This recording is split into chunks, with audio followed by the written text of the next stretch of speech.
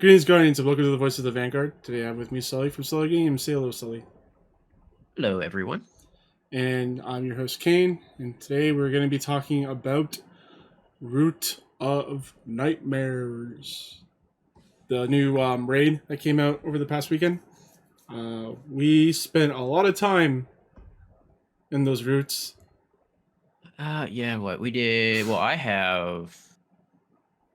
I had like 6 or 7 clears before Tuesday. Yeah, but most of those clears were like after contest mode. No, we had 2 contest mode clears. Two and a half. Yeah, two. Okay, 2.5. 2.5. I'm giving us those two encounters, man. So yeah, we spent the first day together, our day one raid team, and it took us about 12 hours to complete the Rooted Nightmares. Got our day one emblem. Felt really good about that.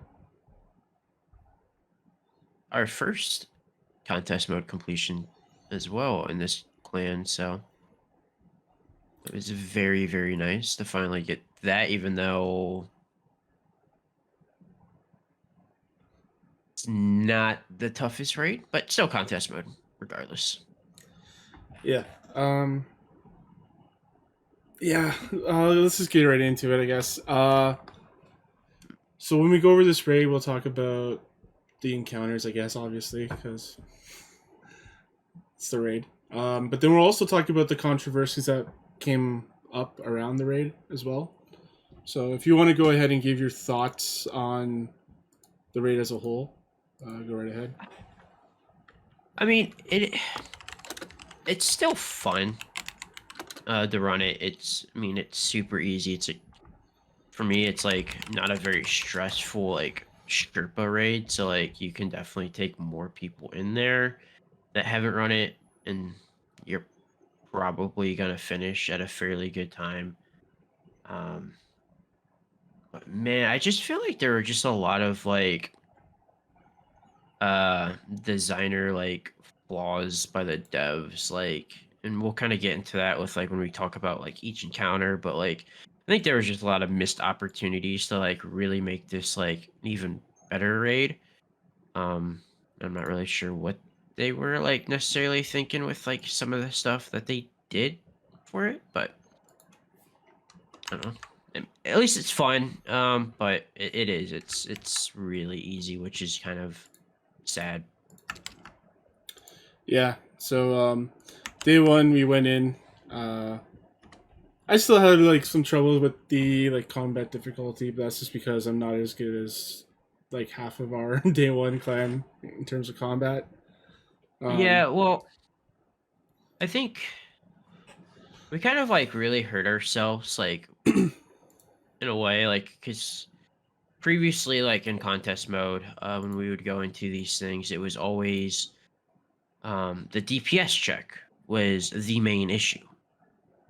Well, there was no DPS check in this raid, so we really should have flipped a lot of us to more like right off the rip machine guns, just clearing out ads like crazy. But mhm.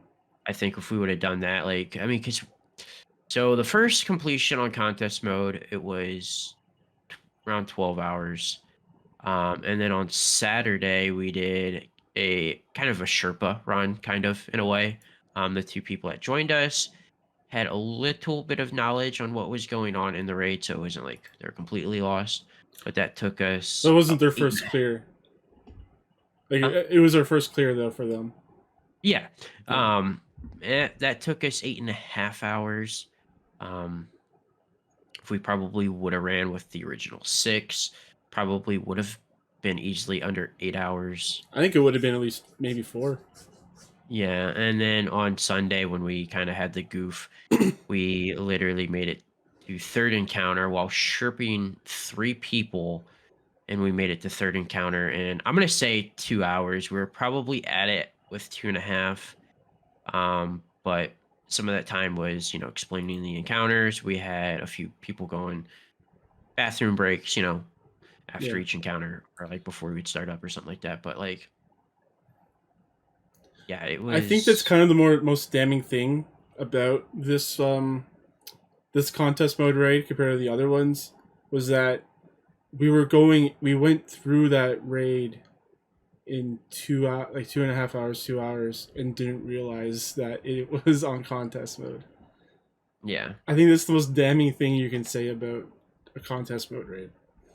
Yeah, well, I mean, like we're doing this, like, and I was kind of like doing like my like in terms of like the mechanical side of like the raid, which didn't really have like too much involvement with like dealing with ads and whatnot. So like, I mean, I would just shoot a blinding grenade here, maybe a rocket here, hit my node, keep bouncing back and forth. I'm also thinking to myself like, dude, why is everybody like keep dying? Yeah.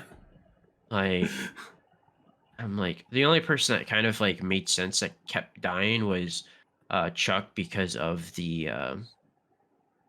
what are those things? Whatever the lifts, the things that boop you across from each, from side to side. Like those are just really kind of a really bad design flaw because they kind of shoot you all over the place. So Yeah, for those that don't know about this aspect of the raid, but in second encounter especially, there's these lifts that you have to shoot to fling you across the other side, but they're horribly angled, so it'll like shoot you off to the side or it won't shoot you high enough, and I think that's just like that's something you can design around, you know, like you can put the lift somewhere else, or you can have like a level that's a little lower than the rest of the other levels.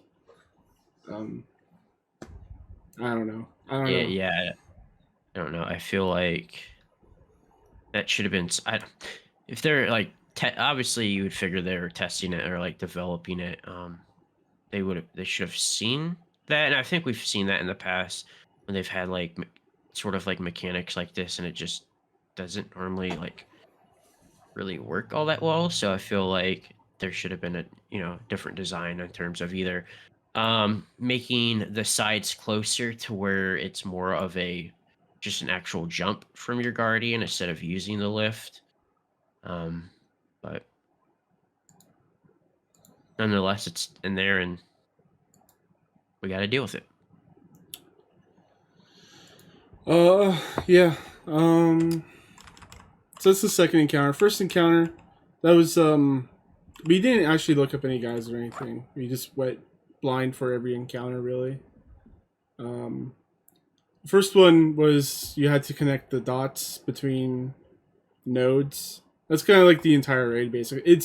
They essentially took the mechanic from Spire and put it in this raid, and added a lot more ads, I guess, and basically made it so that everyone has to do ad clear except for 2 or 3 people.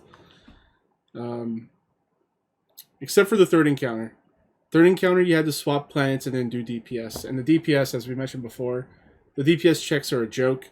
People have done this raid with Rat King on contest mode. I've cleared Yeah, Nezarek with Rat King. Thunderlord was very popular on for contest mode.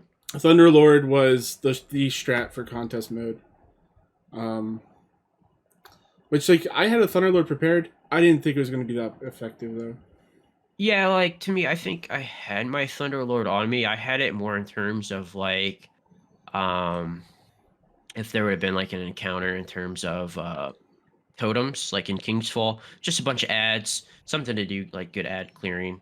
Um, but yeah, I did not have Thunderlord on my list of weapons for doing DPS. So yeah, I was shocked to kind of see that was going around. Obviously, I was when you have Rat King on contest mode, which is being used to basically just melt the final boss. That's kind of bad. Yeah, it's kind of a joke. I don't necessarily mind that on normal, whatnot. I mean, because we've done Rat King runs like with King's Fall Mm-hmm. and a little bit in Vow, and like it's fun to do that, like in terms of like just the normal raid. But for contest mode, I feel like it's kind of bad. Exactly. Yeah, we've already mentioned that the bosses have little to no health. The Nezarek design level itself, so the final encounter, you just connect the nodes and then you do damage. There's a bunch of plates all over the place. And if you don't connect the nodes in time, he does a wipe mechanic where you have to huddle around a certain plate depending on the color that he shoots out from his arms. Um, we did that just to be safe, but I heard a lot of people just kind of speed run it. Yeah, and I mean, obviously, I saw like because even like after we'd hop off, and I would just kind of bounce around on streams and stuff, and like watching people do it, and like people a lot of times people would like obviously the first time doing the nodes, I think it's pretty much safe to kind of connect dark and light without avoiding the white mechanic. But then after that, like a lot of teams like wouldn't do the white mechanic, and then they would just get wiped because they were trying to like speed run it, and like one person would just be like a tad too slow. So like I've always said this back into my day one day or not day one, my Destiny 1 days doing a Vault of Glass, like um it's safer to kind of take it to that next phase. And a lot of times we're like Atheon, like we you probably could have two phased them, but there's no need to try to two phase them like and everybody die. Just play it safe, bring them down to low health, get ready for phase 3. Like, and I feel like if a lot of teams probably, and I think even with us, I think we didn't really take Nezzy very seriously until like, I don't know. I feel like probably like a half an hour, 45 minutes into it. And then we started to kind of like take them serious, like once we kind of figured out everything. But I feel like if we kind of did the same thing, like we should have probably taken it slower from the beginning, probably speed up our final time on our first run, but like regardless, we still got it done. Mm-hmm. Yeah. In general, I don't mind doing multiple phases if it means that we get to completion. I think that's Yeah, a lot of people just rather just get it in the one go. and especially with how easy his health was. I mean, there was I think that would kind of like we try to go for maybe the one or the two phase, like instead of just saying let's have some people throw on some uh ad clearing weapons. Um, you know, eliminate the ads, eliminate the deaths while trying to connect the nodes, take it slow, Yeah. bring it to third phase, go in the final stand, and just kill them. Yeah. But I We said didn't like even use div for any of the bosses either. yeah, like and like going into this, like that was kind of like my biggest concern was okay, I would not really necessarily concerned about ads because I mean they're still gonna be tough, but like it's never really been about survivability in a lot of times. Especially with just how our mods are set up now compared to in the past. It's always been okay, we don't have enough DPS output, we don't have enough heavy ammo. Well, all that was just gone. I mean, heavy ammo just Yeah. constant. I mean, I should have swapped off Aeons a lot sooner because Aeons were basically pointless. Um, Bosses had basically little to no health, and it was just kind of, and I think that kind of just threw us all off because it was just kind of like, well, DPS is gone, and like that's what we planned this entire time. Okay, this is what we're using for DPS in these situations. Like we did a bunch of different tests, we had a bunch of different things figured out, and then that was basically all wiped out because you could literally use whatever the freak you wanted to Mm-hmm. because it didn't matter. Yeah. And yeah, another fun thing to mention is that we actually beat him like 2 hours before we actually beat him. Like we had another caretaker situation where we killed him after the buzzer beater, but it still gave us the credit for it with rewards, but not for progression. Yeah, that Yeah. was heartbreaking, but we buckled up and continued to go through it. So Mm. we Uh, got them done. so another thing to mention, the numbers came out for Root of Nightmares. They say Root of Nightmares had more day one clears than Vow, DSC, Garden, Crown, Scourge, Last Wish. Basically all the raids from D2 and all the raids from D1 combined. Yeah, well, I think there's two things to look about on this, not necessarily in terms of like raid difficulty, but this is the first raid that's launched before it like I don't even really want to say day one, but since contest mode dropped, that we knew it was going to be 48 hours. So I felt like it was easier for people to kind of find a team and get like situated. Okay, we can do it this much on Friday. We'll kind of, I mean, that's even how we discussed early on. Like, okay, we'll kind of feel it out. Like if we get stuck to a certain point, we'll just, you know what, we'll call it for the night. We'll sleep on it and then get back at it on Saturday. So I think that really helped out a lot of people. Too, obviously, I feel granted it's still contest mode, so I mean it's still challenging for a very like a majority of the player base, but like with the very little mechanics that are in this raid on top of the little health with the raid bosses, I think was a big factor on why we saw this. And I think going forward, I don't necessarily hope that the raids are this easy, but I'm hoping going forward that they keep the 48 hours for contest mode. I think that was really cool. I think that's either even on both sides, if you're just kind of like um, you got a full-time job and like you play Destiny, you have plenty of time to potentially get this raid cleared done. I saw a lot of content creators doing Sherpas on Saturday. You had a lot of the top 1% PvEers doing some really crazy challenges in this raid. So like I think this should be here to stay because I think it kind of like the 48 hours was so cool for like pretty much everybody. I just hope that the next raid we get that's a new raid, it's a little bit more challenging than Root. Yeah, the 48 hours is it definitely lends to content creators and just like for people to watch and see some of the crazy things that happened. Um, Hopefully those things can still happen, even though it will like hopefully they make harder raids like the contest mode raids in the future. Um, because it's really cool to see people do low mans and flawlesses while contest is active. Yeah. I think that's really fun to watch. Oh yeah, Um, definitely for sure. So like I feel like the 48 hours is a win. I also feel like um obviously I sit here and say like this has probably been one of the easiest contest modes we've seen in a day one probably ever. Um but like still contest mode, but like that 48 hours, like, and I think from here on out, like those numbers are always going to be kind of like much higher than what we normally yeah, have seen. Hopefully, it's not necessarily this high, just because maybe if it's a little bit more challenging or whatnot. But like, well, just to I give don't think, you an example, actually, the amount of attempts that were made for the first 24 hours, 354,388 for root. But Val is actually 384,441.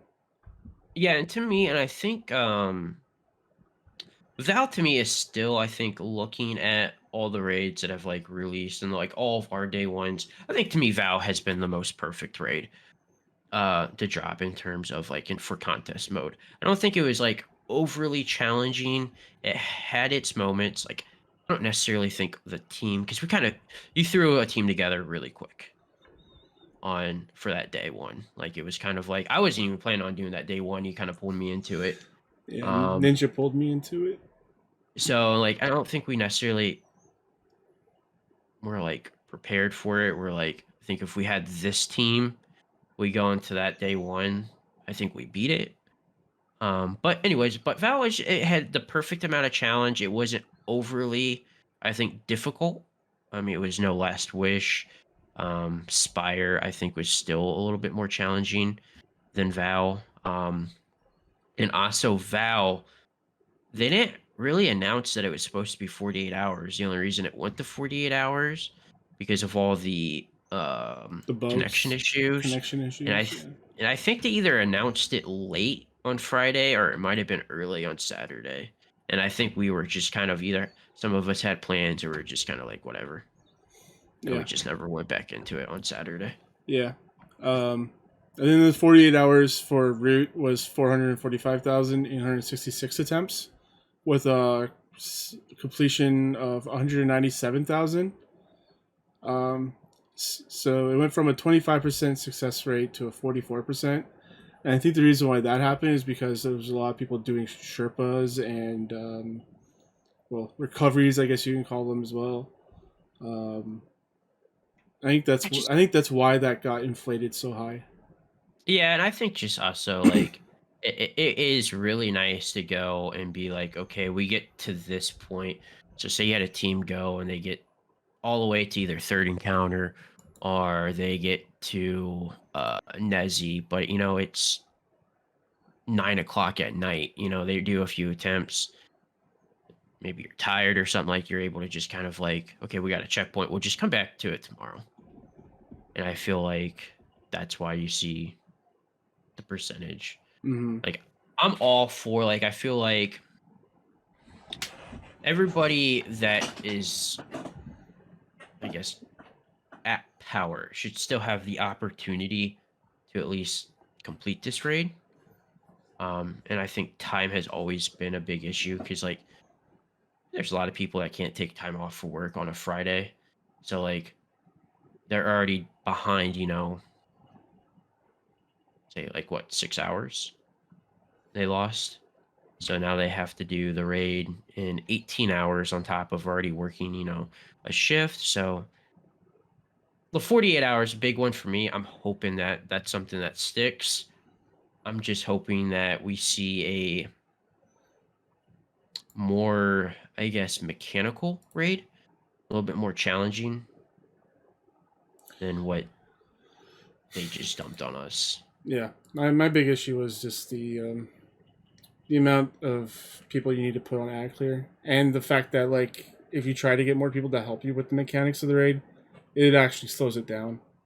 Yeah, no, it really does. Like it's, So like you could literally, we mentioned before, like you have to connect dots, but if you shoot a dot before it's connected while you have the buff, it like breaks the chain. So you have to wait for it to come back. So if you have someone trying to help and they shoot too early, it screws up the whole run. yeah, I you could like raids literally, that include like a lot of people, like maybe one or two on ad clear, and then the rest like do it. But I like raids that include everyone in an encounter, yeah. and that's why I like Vows so much, is because even ad clear has to be on top of their game. Yeah, because I mean, even other than really, I guess if you want to talk about second encounter, um, ad clear is just basically ad clear. They don't really do anything.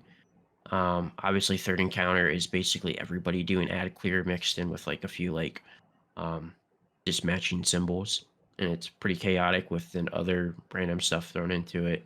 And then at fourth encounter, even if you're ad clearing, you still have to make call outs and you have to pay attention on what's going on instead of like you have to kind of focus up instead of just like let me just murk everything. Yeah.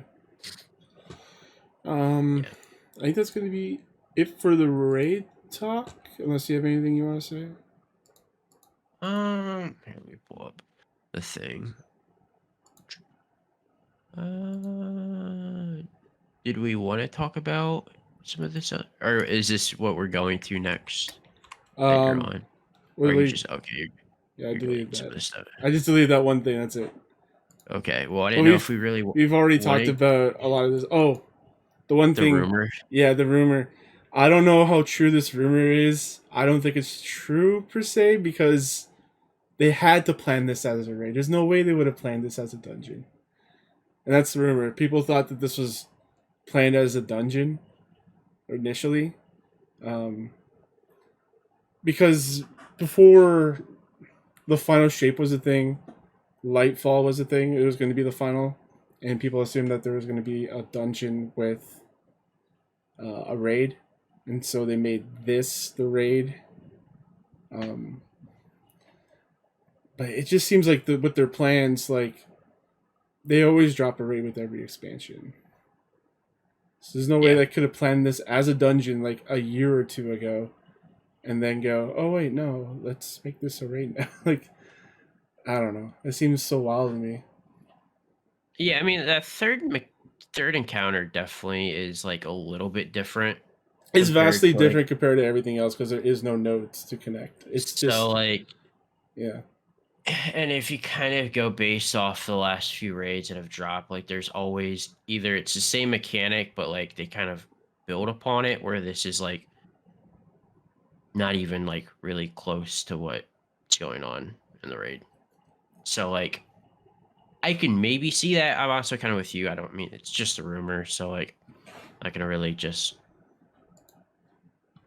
you know be like, oh wow, this was definitely a dungeon. I definitely think this raid is definitely 3-man it easily. I think you can easily three-man this raid.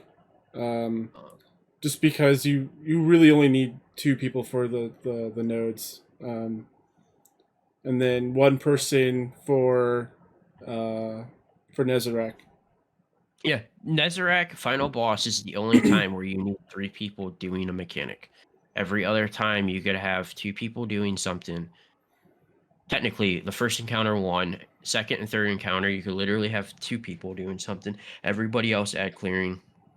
And then when you get the final boss, you need 3 people doing something. And even then, if you're extremely gifted, you really only need 2 people. Yeah, But that's like the 1%. the one percenters out there. So next up, I want to talk about is the Veil. I know we're talking about the Veil again. I don't have answers on what the Veil is, but You should. If you want to talk about it, you should have answers. that's the only time you should bring it up. Uh, Yes. but we talked about last week that there's going to be a mission for explaining what the Veil is Mm-hmm. next season, and a lot of people thought about like, oh, they just threw that together, and it's just to appease people. Uh, but I was watching some of the lore videos about the exotic machine gun, and how when you go back into the Black Garden, you're actually recovering this like memory core that knows how to like build the Black Heart, or the heart of the Black Garden. Um, and that is essentially like a failed version of the Veil. So I assume that mission's going to have something to do with the memory core. Um, that's the only reason I brought this up, because I had that thought, and I hope I'm right. It wouldn't be a Yeah, podcast without my weird conspiracies of I and definitely theories. thought it was kind of weird when they made that announcement. Um, kind of with you. I feel like this was kind of planned from the get go. I feel like this was like probably something to do with like the seasonal content for next season. But like since there was such an outcry of like on how the campaign was, that they probably removed it from the seasonal content to then just moving it to owning Lightfall would be my guess, because we can finally actually, I'm gonna kind of swing off a little bit. This will, I think, be the first time we can probably see numbers financially from Bungie, correct? Since whenever Sony has their stuff. Yeah, I guess so. I guess they're gonna have to do the earnings, right? I'd be interested to see on how many people buy the expansion and also buy the seasons. So Yeah, I feel like it's a high percentage. I feel like it's Um, a. I think it's maybe 50, and I don't know if you consider that high. yeah, Yeah. 50 Okay. to 60, I would say. So, and then you probably don't want to piss off the other half. So I think that's why they probably, it was tied into next season, but then they probably removed it. It's probably like, I don't know. I think we get a weapon out of it, don't we? Isn't like the hand cannon involved with that? I think so. I think that's why it was shown with the Lightfall key art when they were Hmm. advertising it. Um, so that's my thoughts on the Veil. Tune back next week for more thoughts of the Veil. I'm kidding. I don't really know. You'll have the answers then. I'll talk to my good friend Bife. Maybe he'll figure it out. Life doesn't even know. We're screwed. All right. So we'll move on into the hot fixes and some of the Twitter drama. So literally yesterday there was a dungeon farm going on, because the master dungeon this week was duality, and people were cheesing Galron to push him off the edge. And it took about 20 seconds because you had the checkpoint. You could just load in, start it. And Bungie shut that down almost immediately with maybe about 12 hours or so, maybe less. And people were using that to cheese Artifice armor, which is very valuable in this game now. But turned out the armor was not that great. It is rolling from anywhere from like a 58 to a 65 stat roll. And it wasn't Yeah, I even mean, spiky armor, it was kind of just like mid armor. yeah, from what I was seeing, it was pretty low. Every now and then you would get a good armor piece. But yeah, it was pretty low.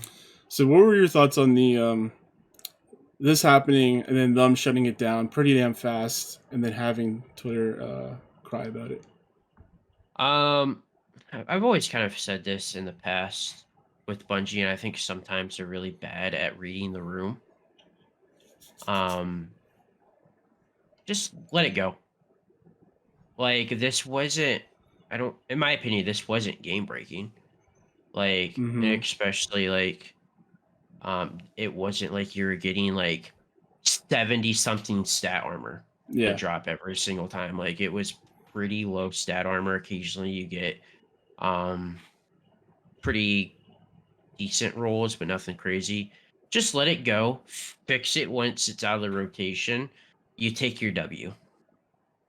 Like you make the community happy because you allow that this bug is a thing. Granted, so you shut this down and that this is not available. You remove the checkpoint, but yet we still have invisible guardians floating around in Crucible. And the red chest But is bugged in Root. yeah, so like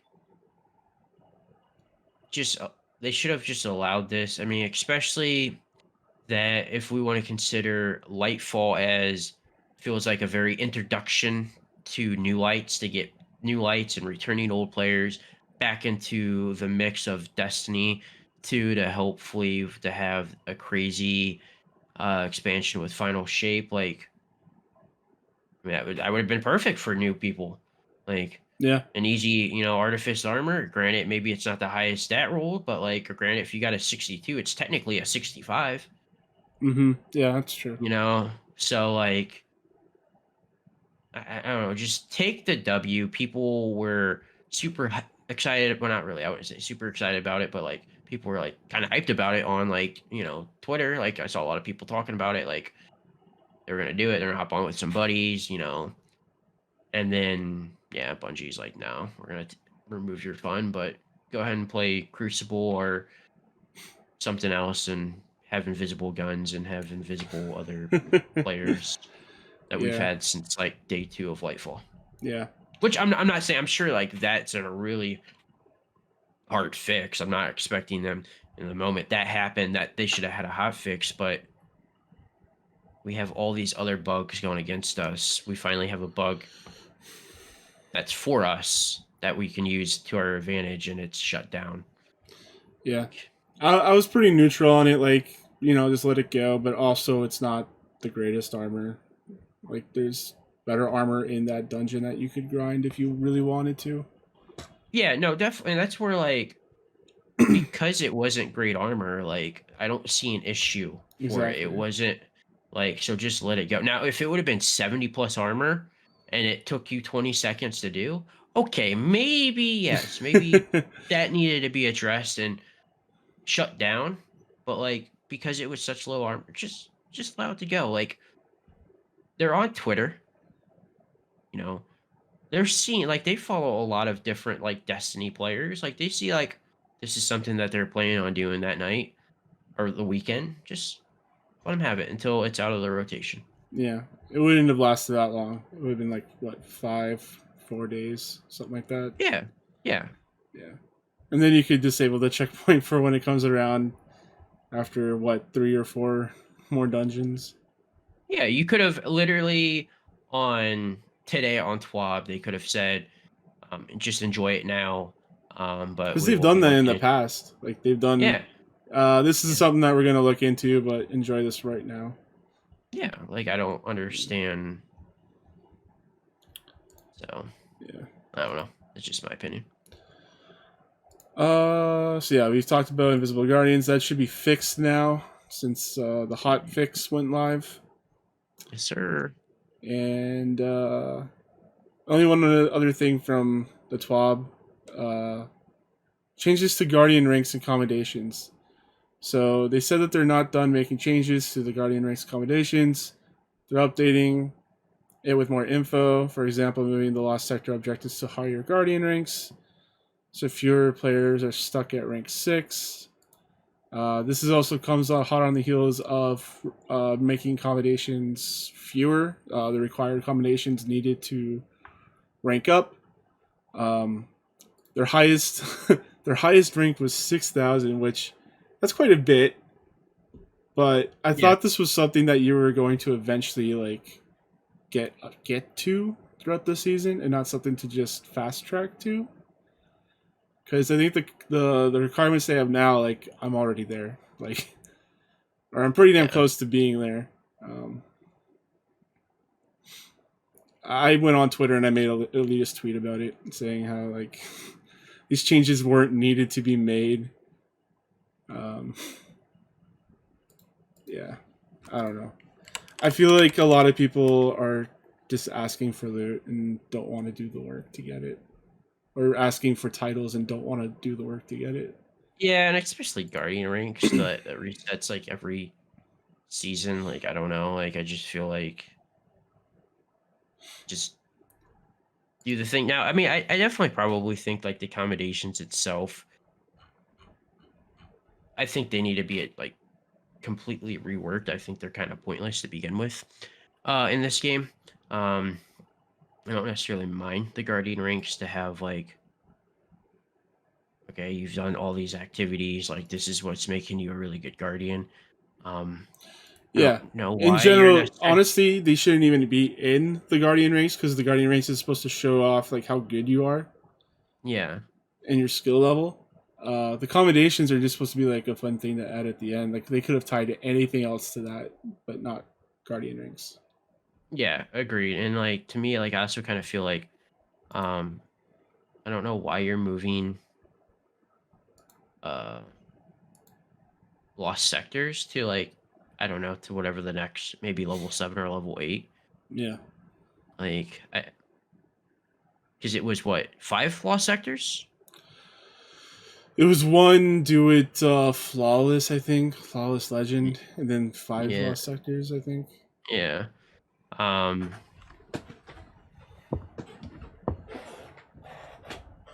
to me, I mean I would have just kept it at 6. And like to me, I don't even have an issue when it comes to like guardian ranks if say doing flawless trials was a thing for like one of the last like guardian ranks. Like I'll probably never go flawless.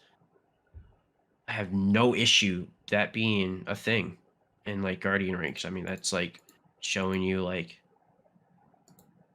hey, you're a top tier guardian. Like you're really good at PvP. You do like the PvE things. Like this is what makes you. Is it 10 levels? What's the highest level? 12? 11. 11.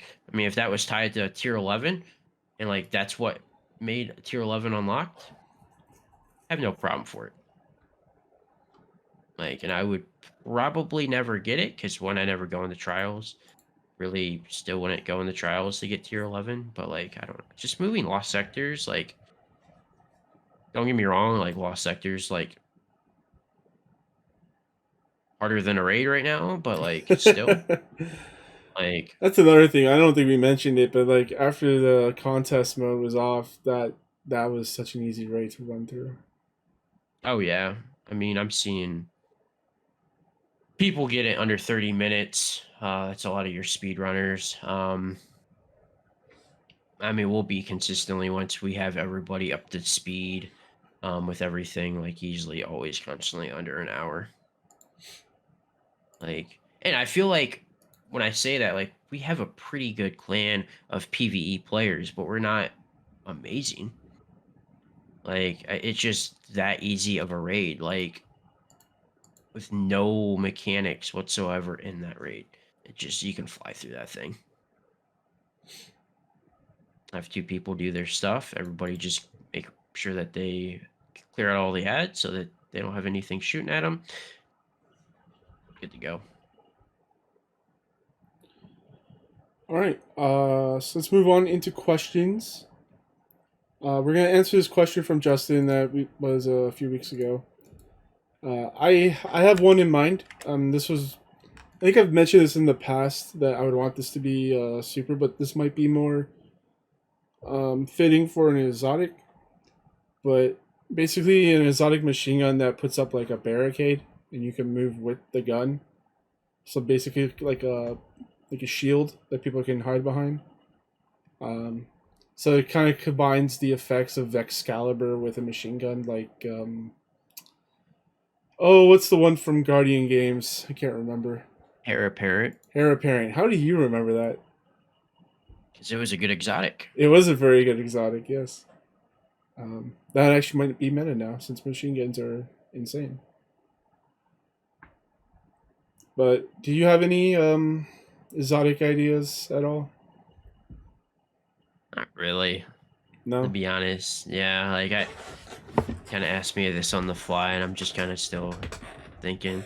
It's been a few weeks, man. You should have thought of something.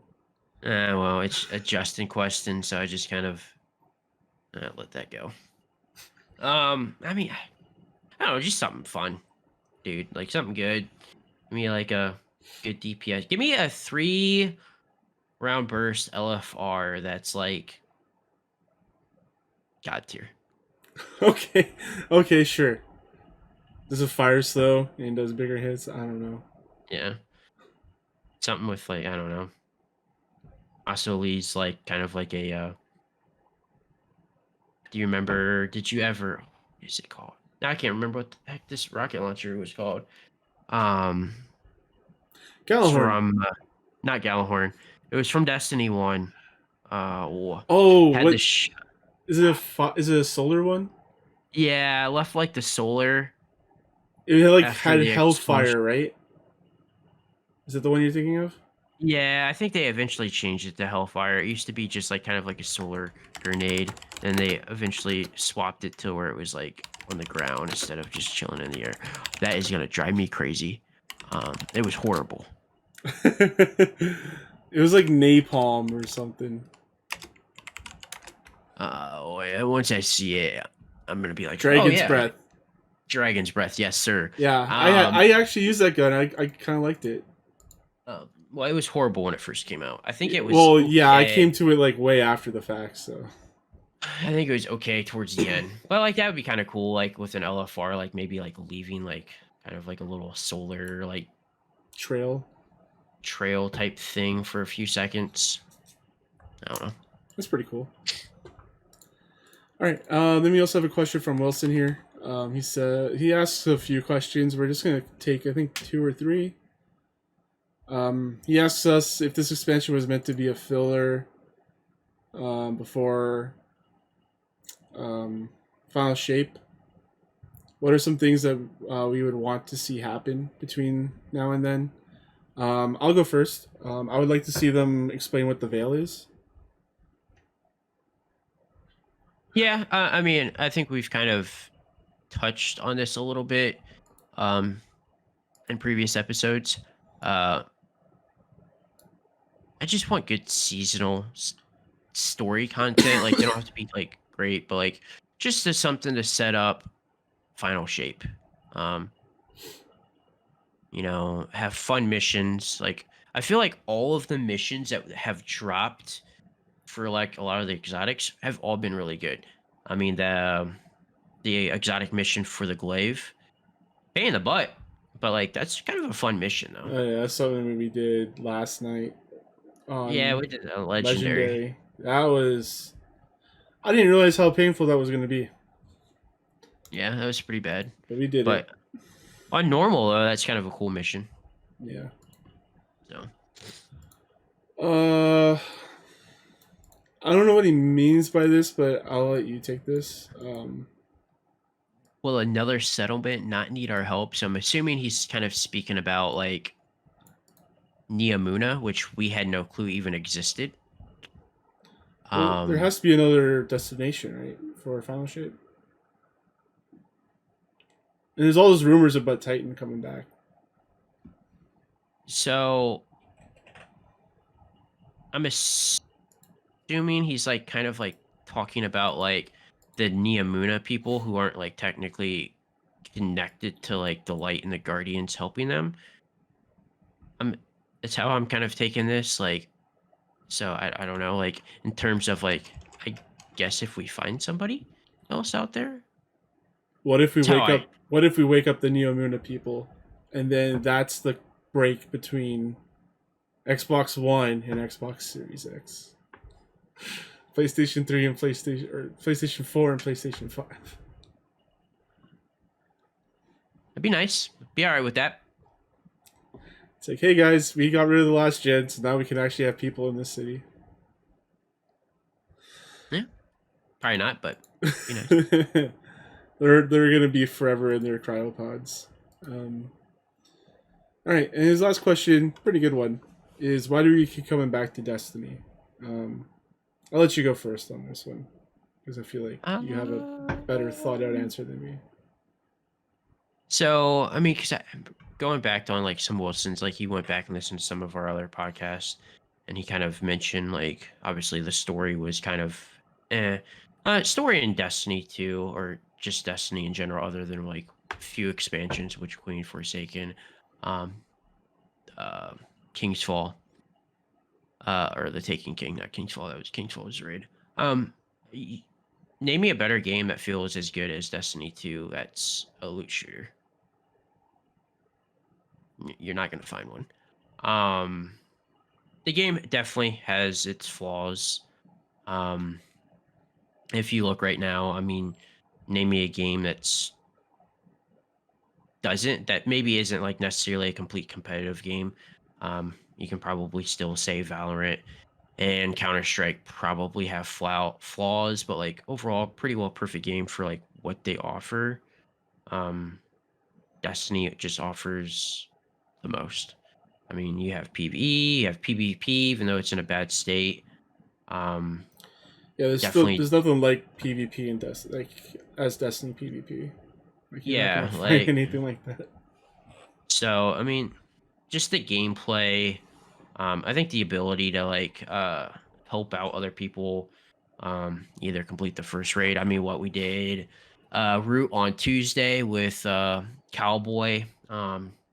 It was like, literally hilarious. Kamikaze was in chat, and I was like, "Oh, watch, somebody's gonna get a raid exotic." And Mithril got his first ever raid exotic. Like Yeah. that was hella cool. You know, I mean, I always remember doing Sherpas for Vault of Glass and like people getting like the excitement for them getting Galahorn or Vex Mythoclast was really cool. Obviously there are gonna be times where I always kind of just, need to take a break or whatnot, but like I mean, it's just Destiny. I mean, it's still without all the issues that it has, it's still a good game. I really wish they would put more invested into Destiny 2. I think if they would, I think you would see a very successful game. Maybe that's something that's coming with Final Shape. Maybe that's something that's coming after Final Shape. But unless you can find me a game that's a looter shooter live service, um, that's out right now, I'll be on Destiny.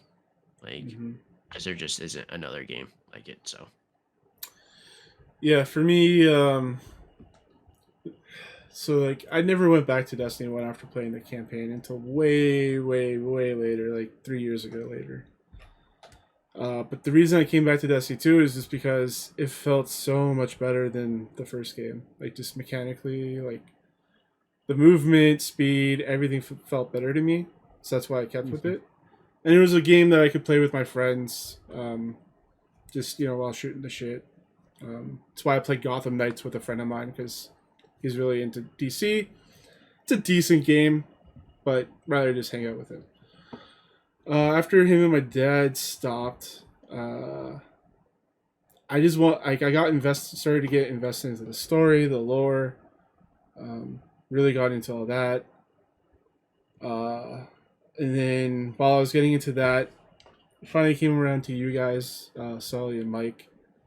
And I think for me, it's really like the friendships that I've made that has kept me going. Like Yeah, this game has done a really weird. Not even. I'm just talking for our sake, but just in general. There are very few games I think out there that have generated like the amount of friendships. I mean, the charity work. Like as much as we want to say on how toxic and how bad the Destiny community is. I mean, the Destiny community for years has raised millions and millions and millions of dollars for St. Jude's. I think a lot of that stuff, like a lot of the stuff that's really good about the Destiny community, definitely gets hidden because of a lot of the toxic stuff that happens on the Destiny community, which is literally every community and everything, hmm not just Destiny. So, unfortunately. Yeah, and I think if I didn't make the friendships that I've made with this game, I don't think I would be playing it as much as I am. Well, I definitely wouldn't be playing it as much as I am. Because I've never really done raids until I met you guys. I hopped around from clan to clan. I did a raid here and there, but I was still too shy to like get involved and active. Um, yeah, that's the real answer. Is just the close friends that we've made, and we keep making friends. Like last year, Ace and Chuck have been a great addition to our clan. Um, Justin Well, as when well. Chuck's awake. When Chuck's awake, yes. Um, yeah, that's my real that's my full answer right there. It's the friends. Um, all right, I think that's going to be it for us today. Unless you have anything breaking news going on.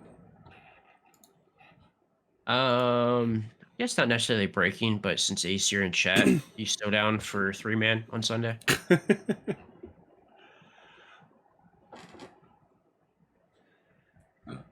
Yeah, he's Yeah, down. Cool. Sunday. So yeah, I might as well just promote that. I assume you're gonna stream that, right? Yeah, probably 1 o'clock Ace. 1:30. So you can catch that Sully__ games on Twitch at 1 or 1:30 p.m. Eastern. Go over and subscribe and hit the bell to get the notifications. I'll be in chat and I'll be watching. And you can find me on Twitch, Twitter, and Instagram at Kane Plays Stuff. And Sully, you have anything left to say? Not a whole lot, man. Not really. Just everybody keep grinding, keep improving.